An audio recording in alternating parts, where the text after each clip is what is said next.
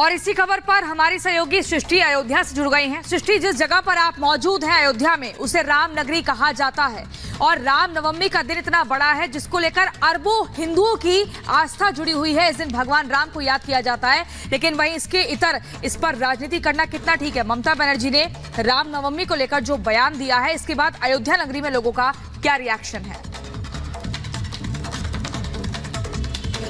बिल्कुल, देखिए बहुत सारे लोग हैं जो लगातार यहाँ दर्शन करने पहुंच रहे हैं। आप लोग बताइएगा, रामनवमी का पर्व है, आपने राम नाम की टी शर्ट भी पहन रखी है। आपसे पूछना चाहते हैं, ममता बनर्जी जो है पश्चिम बंगाल की मुख्यमंत्री, वो फिर से रामनवमी और राम भक्तों को लेकर सवाल खड़ा कर रही है, क्या कहेंगे? उनका तो काम ही यही है, हमेशा से सवाल खड़ा किया है राम जी के लिए, और क्या। बस आप क्या कहना चाहेंगे? हम तो बहुत खुश हैं। पहली बार यहाँ पे जब से राम जन्मभूमि का वो हुआ है, बहुत खुश हैं। लाइफ में पहली बार ऐसा हुआ कि मेरे राम जी अयोध्या में आजाद हैं। हम लोग ममता बनर्जी तो ये कह रही है राम भक्तों को भी रामनवमी को लेकर वो बयानबाजी लगातार कर रही है। ऐसा कुछ नहीं, कहने वाले कहने दो, ये अपनी अपनी सोच है। मेरा सोच ये है कि मेरे सनातन धर्म में पहली बार राम जन्मभूमि के लिए कितने वर्षों से लड़ाई करते हुए आज जो है हमारे मुख्य भूमि पे, जन्मभूमि पे राम जी का जन्म हुआ है। इसीलिए मैं बहुत खुश हूँ और हम लोग दर्शन करने आए हैं बिना कुछ खाए पिए, क्योंकि मुझे ये अच्छा लग रहा है कि आज के दिन हम लोग आजाद हैं अपने राम भगवान के लिए। बिल्कुल, और आप भी यहाँ पर खड़े हुए हैं। आपसे जानना चाहेंगे, ममता बनर्जी सवाल खड़ा कर रही है फिर से रामनवमी और राम भक्तों पर। जी, ऐसा है कि मैं भी खुद ही बंगाल से हूँ। जो वो कर रही हैं, इनका सिर्फ पॉलिटिकल एजेंडा है और ऐसा कुछ नहीं। भगवान श्री राम तो सबके हैं, पूरे देश के हैं, वो हर एक जन जन के, एक भारतवासी के हैं। तो हम वो क्या बयान दे रही हैं, कोई क्या बयान दे रहा है, इससे हमें लगता है कि आम जनता को कोई मतलब नहीं रखता। बंगाल से मैंने देखा है कि बहुत सारे श्रद्धालु आते हैं दर्शन करने के लिए। आप खुद बंगाली हैं। ममता बनर्जी को क्या नफरत है रामनवमी से, या फिर ऐसे कोई पर्व मनाने से, या राम जी से क्या दिक्कत क्या है उनको?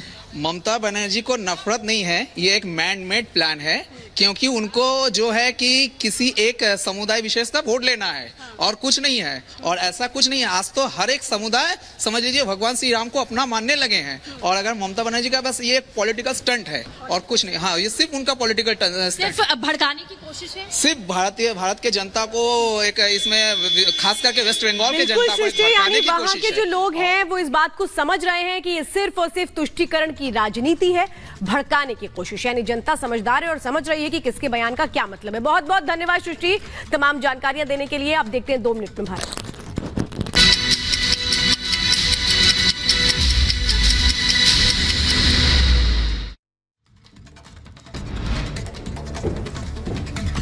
पीएम मोदी ने पूर्णिया में भरी हुंकार, कहा बिहार कह रहा है एक बार फिर मोदी सरकार देश के विकास के लिए 400 पार।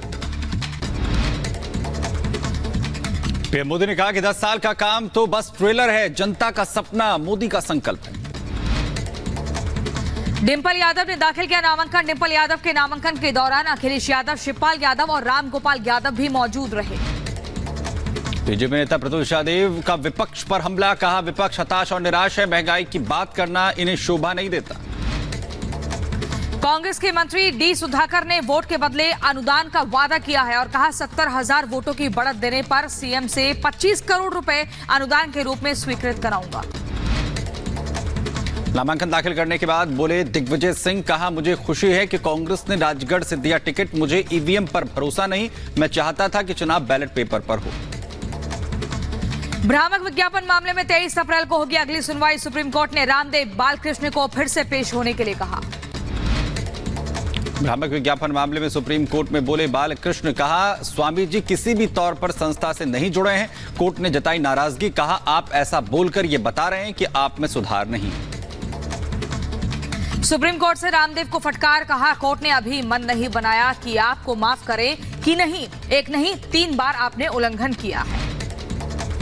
वहीं उत्तर प्रदेश के गोंडा में पुलिस ने वाहन चोरों को पकड़ा है। 70,000 रुपए अवैध हथियारों के साथ 2 शातिर बदमाशों को किया गिरफ्तार। तो वहीं चोरी में प्रयोग की जाने वाली एक मोटरसाइकिल भी बरामद की। झारखंड में कई जगहों पर ईडी की छापेमारी। जमीन घोटाले मामले में जेएमएम नेता अंतु तिर्की के ठिकानों पर ईडी की छापेमारी। मिजोरम में असम राइफल्स और नार्कोटिक्स का एक्शन, टीम ने मिलकर बरामद की 35 ग्राम हेरोइन। तो वहीं हेरोइन के साथ एक को किया गिरफ्तार। भोजशाला में 26वें दिन भी सर्वे जारी। एएसआई की टीम सर्वे के लिए पहुंची है भोजशाला। को दंगाई बताया है। रामनवमी, जिस दिन दुनिया भर के अरबों हिंदू भगवान राम से प्रार्थना करते हैं, उस आयोजन को ममता बनर्जी दंगों का आयोजन कह रही हैं। आखिर वे लोग कौन हैं जिन्हें ममता बनर्जी बंगाल से बाहर भेजना चाहती हैं? बंगाली हिंदू? वे आखिर जाएंगे कहां? ममता बनर्जी जी सिर्फ तुष्टीकरण की राजनीति करते आई है।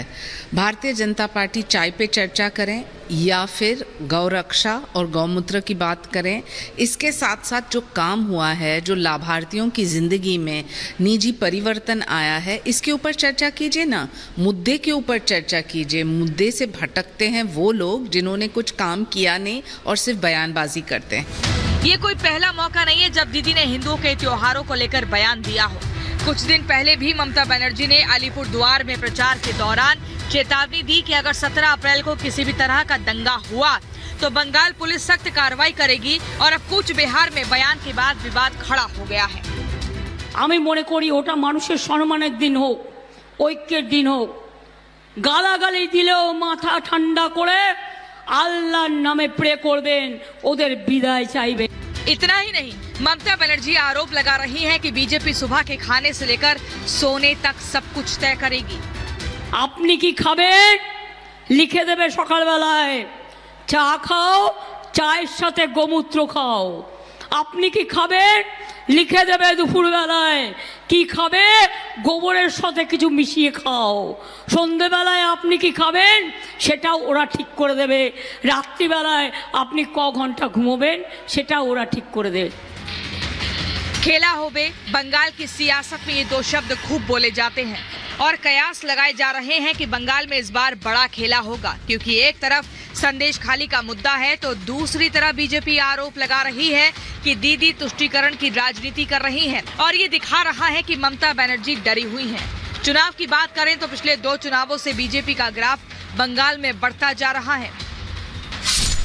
2014 के लोकसभा चुनाव में बीजेपी को 2 सीटें और 17% वोट मिले थे। वहीं टीएमसी को 34 सीटें और 39.4% वोट मिले थे। वहीं 2019 के चुनाव में बीजेपी की सीटें बढ़कर 18 हुई थी, जबकि वोट शेयर भी 40.6% हो गया था। वहीं टीएमसी का आंकड़ा घटकर 22 पर आ गया था। और बीजेपी इस बार बंगाल में पिछली बार से ज्यादा सीटें जीतने का दावा कर रही हैं और उसके इस कॉन्फिडेंस के पीछे की वजह ममता बनर्जी खुद हैं। ममता बनर्जी बयान दे रही हैं और बीजेपी उन बयानों को भुनाने में जुट जाती है। Bureau report, Republic Bharat. और इसी खबर पर हमारी सहयोगी सृष्टि अयोध्या से जुड़ गई हैं। सृष्टि, जिस जगह पर आप मौजूद हैं अयोध्या में, उसे राम नगरी कहा जाता है और रामनवमी का दिन इतना बड़ा है जिसको लेकर अरबों हिंदुओं की आस्था जुड़ी हुई है। इस दिन भगवान राम को याद किया जाता है, लेकिन वहीं इसके इतर इस पर राजनीति करना कितना ठीक है? ममता बनर्जी ने रामनवमी को लेकर जो बयान दिया है, इसके बाद अयोध्या नगरी में लोगों का क्या रिएक्शन है? बिल्कुल, देखिए बहुत सारे लोग हैं जो लगातार यहाँ दर्शन करने पहुंच रहे हैं। आप लोग बताइएगा, रामनवमी का पर्व है, आपने राम नाम की टी शर्ट भी पहन रखी है। आपसे पूछना चाहते हैं, ममता बनर्जी जो है पश्चिम बंगाल की मुख्यमंत्री, वो फिर से रामनवमी और राम भक्तों को लेकर सवाल खड़ा कर रही है, क्या कहेंगे?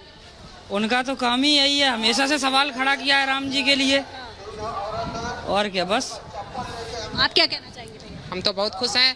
पहली बार यहाँ पे जब से राम जन्मभूमि का वो हुआ है, बहुत खुश हैं।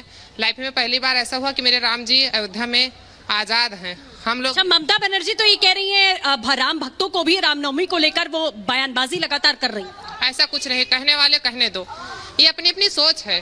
मेरा सोच ये है कि मेरे सनातन धर्म में पहली बार राम जन्मभूमि के लिए कितने वर्षों से लड़ाई करते हुए आज जो है हमारे मुख्य भूमि पे, जन्मभूमि पे राम जी का जन्म हुआ है। इसीलिए मैं बहुत खुश हूँ और हम लोग दर्शन करने आए हैं बिना कुछ खाए पिए, क्योंकि मुझे ये अच्छा लग रहा है कि आज के दिन हम लोग आजाद हैं अपने राम भगवान के लिए। बिल्कुल, और आप भी यहाँ पर खड़े हुए हैं, आपसे जानना चाहेंगे, ममता बनर्जी सवाल खड़ा कर रही है फिर से रामनवमी और राम भक्तों पर। जी, ऐसा है कि मैं भी खुद ही बंगाल से हूँ।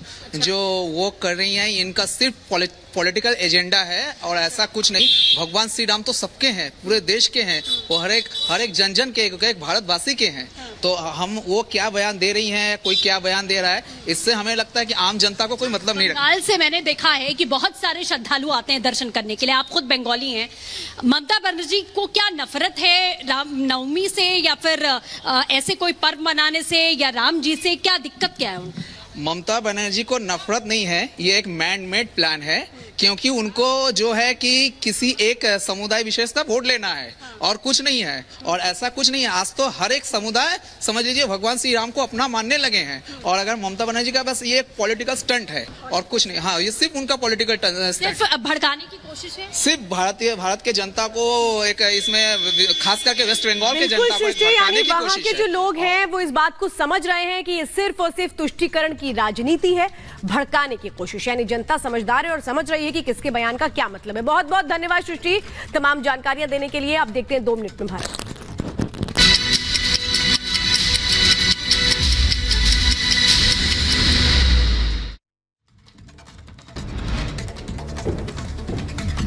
पीएम मोदी ने पूर्णिया में भरी हुंकार, कहा बिहार कह रहा है एक बार फिर मोदी सरकार देश के विकास के लिए 400 पार।